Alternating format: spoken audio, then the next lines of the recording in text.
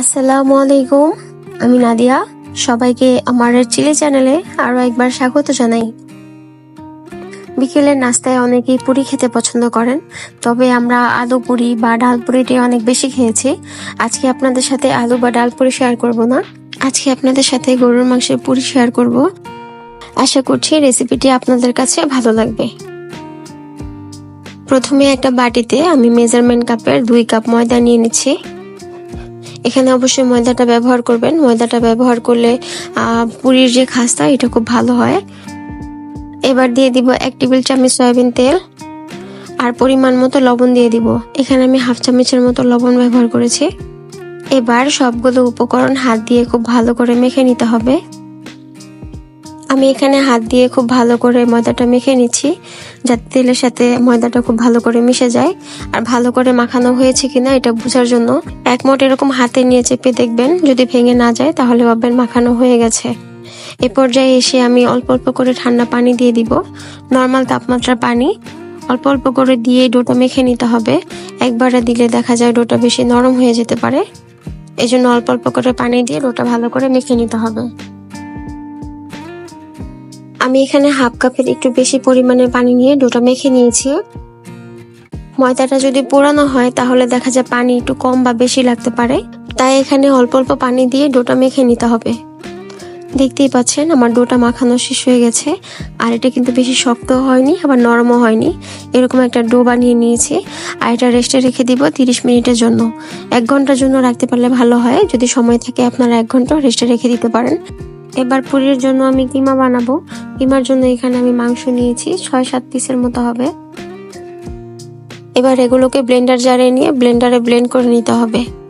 যদি বেশি বড় মনে হয় তাহলে এগুলো ছোট ছোট করে নিতে পারেন। অনেক সময় দেখা যায় তো বড় পিস ব্লেন্ডার ভালো হয় না, আমি ছোট ছোট করে নিয়েছি। আর এগুলো ব্লেন্ডারে এরকম গুঁড়ো করে ব্লেন্ড করে নিয়েছি।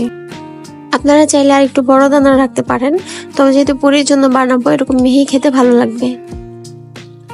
এ পর্যায়ে এসে একটা প্যান বসিয়ে তাতে 2 টেবিল চামচ সয়াবিন তেল দিয়ে দিব। তেলটা যখন হালকা গরম হয়ে আসবে এ পর্যায়ে এসে 2 টেবিল চামচ পেঁয়াজ কুচি দিয়ে দিব। পেঁয়াজটা কিছুক্ষণ নেড়েচেড়ে ভেজে নিয়ে দিয়ে দিব আদা আর রসুনের পেস্ট, হাফ চামচ হলুদের গুঁড়া দিয়ে দিব, হাফ চামচের একটু বেশি মরিচের গুঁড়া আর সামান্য পরিমাণ লবণ দিয়ে খুব ভালো করে এটা কষিয়ে নিতে হবে।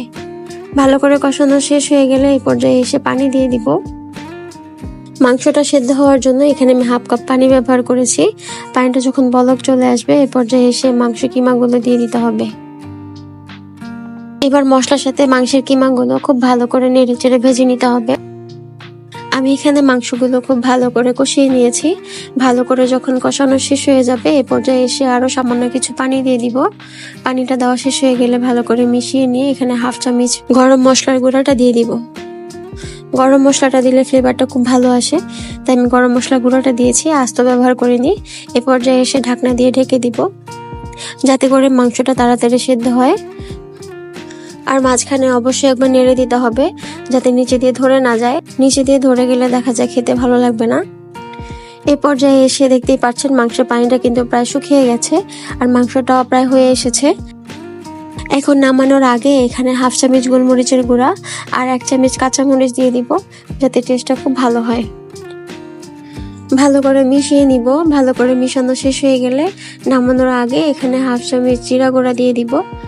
এবার ভালো করে মিশিয়ে নিয়ে নামিয়ে ফেলবো। এবার এখানে ময়দার ডোটা আরো কিছুক্ষণ হালকা মথে নিতে হবে। এবার ছোট ছোট লিচি কেটে নিব। আমি এখানে সবগুলো একবারে ছোট ছোট পিস করে কেটে নিব। সবগুলো যখন কাটা শেষ হয়ে যাবে এ পর্যায়ে এসে 1 পিস এরকম হাতে নিয়ে নিব। হাতের সাহায্যে চেপে চেপে মাঝখানে একটু জায়গা করে নিব, যাতে পুরোটা দিতে পারি।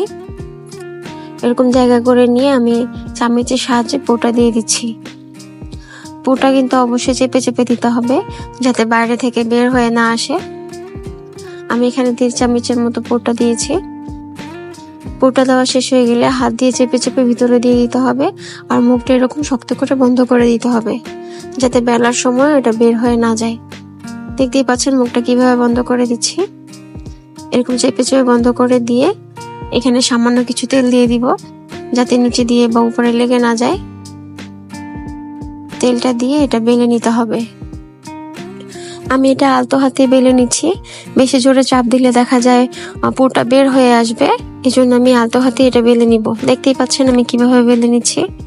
এভাবে একে একে সবগুলো পুরি আমি বানিয়ে নিব। আমি এখানে আগে থেকে একটা প্যানে তেল বসিয়ে তেলটা হালকা গরম করে নিয়েছি। এ পর্যায়ে এসে একে একে সবগুলো পুরি দিয়ে দিতে হবে। তেলটা কিন্তু অতিরিক্ত গরম হওয়া যাবে না, তাহলে দেখা যায় পুরিটা উপর থেকে লাল হয়ে যাবে, ভেতর থেকে হবে না। তাই তেলটা হালকা কুসুম গরম অবস্থায় দিতে হবে। যারা এখনো আমার ভিডিওটি দেখছেন তাদেরকে অসংখ্য ধন্যবাদ। ভিডিওটি দেখতে দেখতে আপনাদের যদি ভালো লেগে যায় তাহলে প্লিজ একটা লাইক দিতে ভুলবেন না। চাইলে আপনি আমার চ্যানেলটি সাবস্ক্রাইব করে রাখতে পারেন। আর যারা অলরেডি সাবস্ক্রাইব করে রেখেছেন তাদেরকে অসংখ্য ধন্যবাদ। পুরিটা দেওয়ার পর এটা ঘুরিয়ে ঘুরিয়ে ভেজে নিতে হবে। আর নিচ থেকে তেল উপরে পুরির মধ্যে দিয়ে দিলে দেখা যায় অল্পতে এটা ফুলকো হয়ে যাবে। আমি সবগুলো পুরি এরকম ঘুরিয়ে ঘুরিয়ে ভেজে নিচ্ছি। আর দেখতেই পাচ্ছেন সবগুলো পুরি কিন্তু মাশাআল্লাহ ফুলে উঠছে। এভাবে সবগুলো পুরি আমি ভেজে নিব। দেখতেই পাচ্ছেন পুরিগুলো কত ফুলকো হয়েছে। পুরির দুই পাশে যখন হালকা ব্রাউন কালার চলে আসবে এ পর্যায়ে এসে নামিয়ে ফেলতে হবে। আপনি যদি ফেসবুক থেকে আমার ভিডিওটি দেখে থাকেন তাহলে পেজটি ফলো দিয়ে রাখতে পারেন।